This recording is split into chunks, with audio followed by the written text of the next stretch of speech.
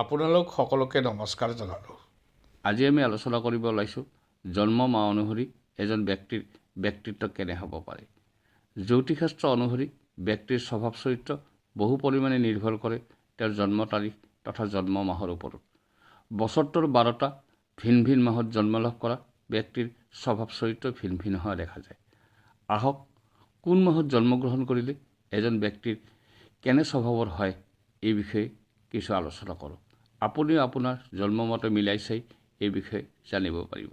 জানুৱাৰী মাহত জন্মগ্ৰহণ কৰা লোকসকল সমাজ তথা নিজ কৰ্মস্থানত নেতৃত্ব বহন কৰিব পাৰে। বহু সময়ত তেওঁলোক হাস্যবদনত হোৱাৰ লগতে অলপ ধেমেলীয়া স্বভাৱৰ হয়। এই ব্যক্তিসকলে পৰিৱেশ অনুযায়ী নিজকে খাপ খুৱাই চলিব পাৰে, ফলত এওঁলোক বহু সময়ত কমকৈ বিপদত পৰে। ফেব্ৰুৱাৰী মাহত জন্মগ্ৰহণ কৰা লোকসকল বহু ক্ষেত্ৰত আৰামপ্ৰিয় হয়। তেওঁলোকে জীৱনত বহু বেছি অভাৱ অনুভৱ নকৰে।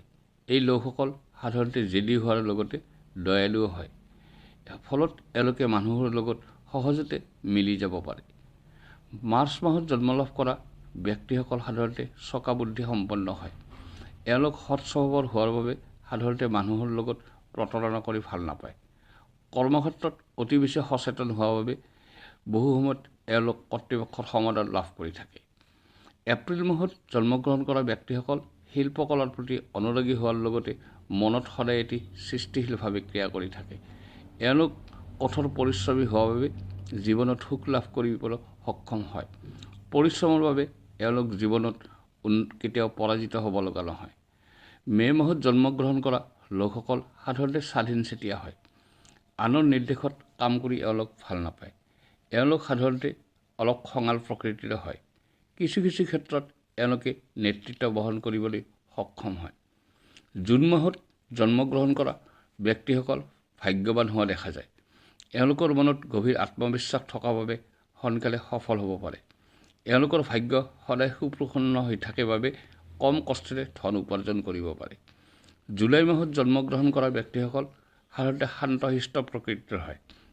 এওঁলোকে অতি সোনকালে পৰিৱেশৰ লগত খাপ খাব পাৰে।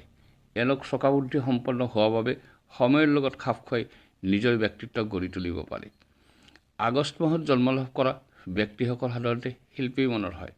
শিল্প সাহিত্যৰ কামত নিজকে জড়িত কৰি এওঁলোকে নিজৰ প্ৰতিভা বিকাশ কৰিব পাৰে। শিল্পকৰ্মৰ উপৰিও ভিন্ন দিশত যথেষ্ট বুৎপত্তি থকাৰ বাবে এওঁলোক সমাজত সহজে মিলি যাব পাৰে।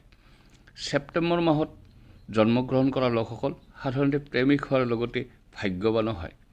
প্ৰফুল্ল মনৰ অধিকাৰী এই লোকসকলে ভাগ্যৰ বলত সমাজ বা কৰ্মক্ষেত্ৰত সদায় উচ্চ স্থান লাভ কৰিব সক্ষম হয়। এওঁলোক প্ৰায় পৰাজিত হ'ব লগা নহয়। অক্টোবৰ মাহত জন্মগ্ৰহণ কৰা ব্যক্তিসকল সাধাৰণতে চিধা প্ৰকৃতিৰ হয়। এওঁলোক বেছি সমস্যাজড়িত পৰিৱেশ ভাল নাপায়। প্ৰেমিক হিচাপে এওঁলোক আদৰ্শৰ প্ৰেমিক। এওঁলোকৰ মনবোৰ সাধাৰণতে কিছু কলাসুলভ হয়। নৱেম্বৰ মাহত জন্মগ্ৰহণ কৰা ব্যক্তিসকল সৎ স্বভাৱৰ হোৱাৰ লগতে কঠোৰ পৰিশ্ৰমীও হয়। অতি আকৰ্ষণীয় ব্যক্তিত্বৰ অধিকাৰী হোৱাৰ বাবে এওঁলোক সাধাৰণতে সমাজত জনপ্ৰিয় বা প্ৰিয়পাত্ৰ হৈ থাকে। ডিচেম্বৰ মাহত জন্মগ্ৰহণ কৰা লোকসকল সাধাৰণতে ধাৰ্মিক প্ৰকৃতিৰ হয়। সমাজ তথা পৰিয়ালৰ বান্ধোনত এওঁলোক বান্ধ খাই থাকিব নিবিচাৰে। এওঁলোকে সদায় স্বাধীনভাৱে থাকি ভাল পায়। এওঁলোকৰ শত্ৰু সাধাৰণতে কম। ভিডিঅ'টো কেনে পালে এবাৰ জনাবচোন। ভাল পালে এটা লাইক কৰিব আৰু এনেধৰণৰ ভিডিঅ' পাই থাকিবলৈ মোৰ এই চেনেলটো ছাবস্ক্ৰাইব কৰি থ'ব। ধন্যবাদ।